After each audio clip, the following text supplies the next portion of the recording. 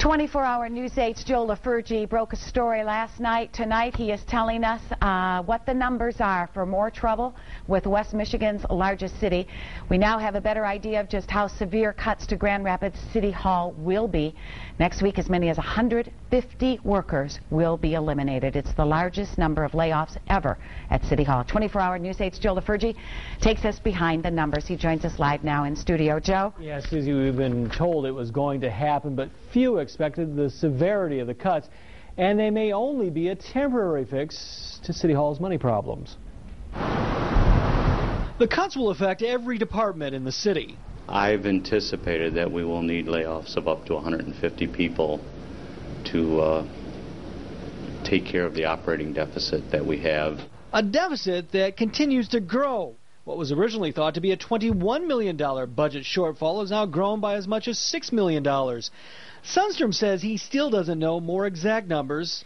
He will Tuesday when he presents his slash-and-burn plan to keep the city's head above the red ink line. We will be doing things significantly differently in the future than we are today. Those fixes are for this year, but what about beyond? Grand Rapids and just about every community throughout West Michigan is battling declining revenues, and there's no quick fix in sight. One answer, according to Sundstrom, is consolidation. That conversation has been ongoing for many years here. I think that conversation has been accelerated. Right now, the talk is of consolidating services. Police and fire, which make up a third of the city's budget, would be prime candidates. But Sundstrom says he sees a day when every city, every township, every village in Kent County would consolidate. The only thing standing in the way, money, politics, and tradition. As for the money, consolidation provides efficiencies, but not necessarily cost savings.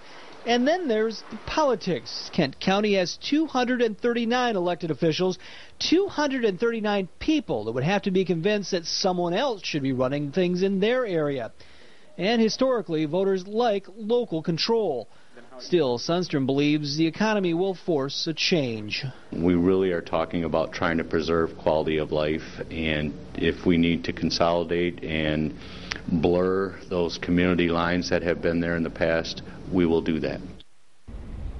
We will have complete coverage of the announcement of the layoffs and restructuring at City Hall Tuesday morning on air and online at woodtv.com.